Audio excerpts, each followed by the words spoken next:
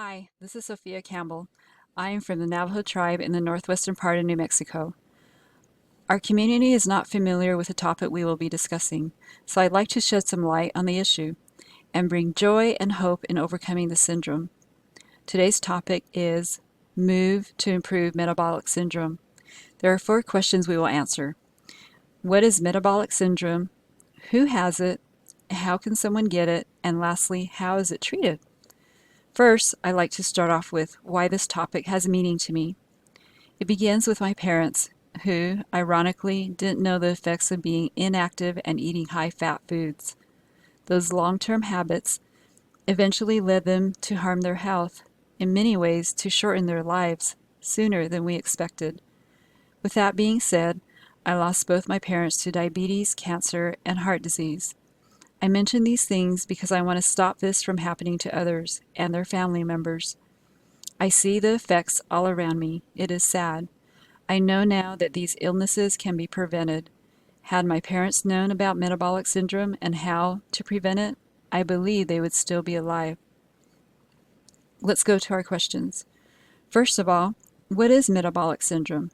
Metabolic syndrome is a group of risk factors that raises health problems like heart disease, diabetes, and stroke, to name a few.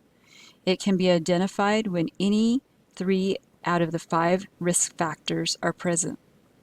The risk factors are high blood pressure, low levels of good cholesterol called HDL, high levels of bad cholesterol called LDL, a large waist size, and high blood sugar.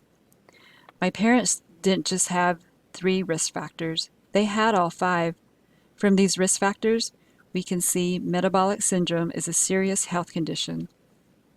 Who has metabolic syndrome? This syndrome is more common in the U.S.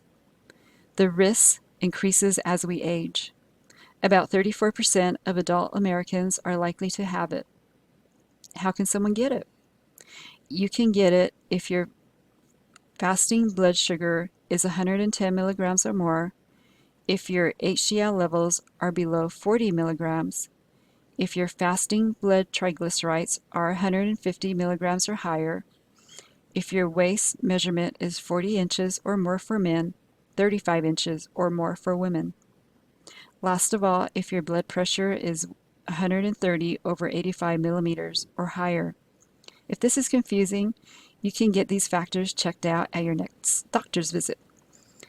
And lastly, how can it be treated? You can avoid these dangers by controlling your risk factors. The best way you can do this is to lose weight, eat right, increase physical movement by moving 30 minutes or more every day. Regular exercise lowers blood pressure, cholesterol levels, and sugar levels. Keeping fit is necessary for self-care and longevity. Move around, have fun. If you walk for 30 minutes or more every day, then you'll have more quality time to spend with your family because you'll be healthier. You can also increase your heart rate through other fun activities like biking, dancing, swimming, or anything else you choose. Doing these things will give you more energy and endurance, gain control of your own health, reverse risk factors of metabolic syndrome. It doesn't matter how, doesn't matter when, just move. My call to action is to end the cycle of metabolic syndrome from developing in your families. Prevent it from getting out of hand. Find movements that elevate your heart rate so that you can counteract the adverse effects of metabolic syndrome.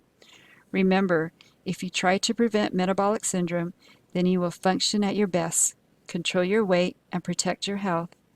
Thank you for listening. For more information, go to www.heart.org/health topics/metabolic syndrome.